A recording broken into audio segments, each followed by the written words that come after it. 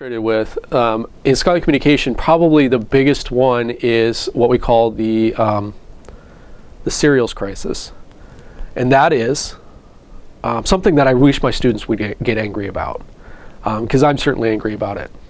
We have all this wonderful, easy way to get information out there, right? If I said I got a paper that I want you to read, I could email it to you on my phone. I don't even have to hop on my computer anymore, right? It is super easy, beyond easy to do that. But yet, things like, I have to go through these quality checks. It's not that easy in reality. I have to go through these quality checks. So the serials crisis points to professional publishers, things that are not associated with the, they're third-party vendors. These are publishers that handle those quality checks, right? They handle the peer review, they handle the publication, they do all of that. And libraries traditionally have paid for access to them via subscription. And so when everything was physically based and print-based, it makes a lot of sense because the publishers got to get the print thing to us.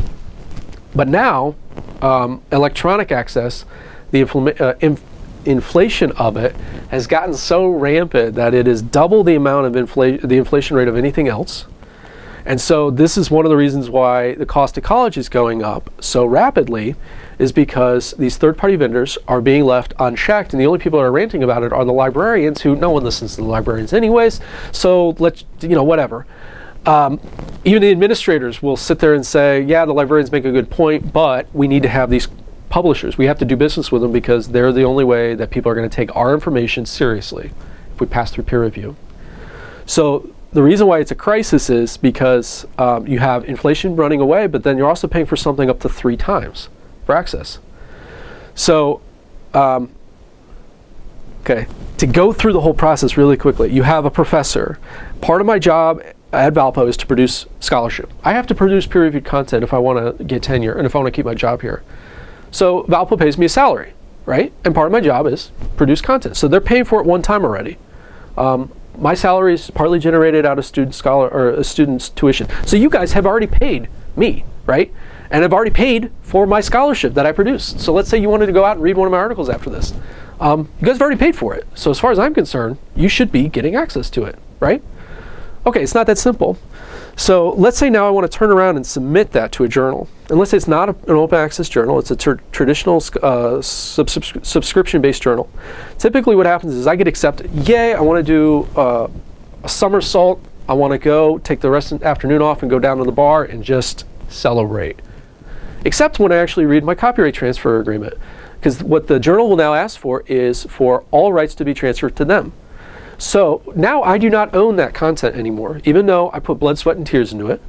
I gave it to them for free, and now they're asking for a copyright transfer. So later, when I need access to it, when I want to use it in class, when I want to email you a copy of it, I have to now pay for that article, even though you guys, I've been already paid to do that, right? So that article now will go into a journal that the library has to subscribe to. So the library is now subscribing to a journal where its own faculty have submitted to for free, and the university's already paid that faculty, so now the library is paying for it a second time. Now a third time where we get to pay for it is if it's a very expensive type of research, like biology, like physics, that requires a lot of equipment. Typically that research is grant funded. And so what'll happen is you'll have a journal that will say you can pay for open access. You can make this article open access if you pay something in the neighborhood of $3,000 to $4,000. And usually that number is dictated by the maximum amount of revenue they expect to get from that journal article, which is not $3,000 to $4,000. It's like, maybe $800. But they ask for so much more because it's more cost beneficial to them, and they get all the benefits of it being open access. So now, where do you get that $3,000 to $4,000? It's through grant money. What's the single largest grant funder in the U.S.? The U.S. government and the U.S. taxpayers. So now if you are a U.S. Citizen, you've also paid for that article a third time, potentially, through your taxes. And yet, you still don't necessarily have access to it. So this is something that I wish my students would get angry about, because why do you need to pay for something 2 and 3 times when it's so easy to disseminate information?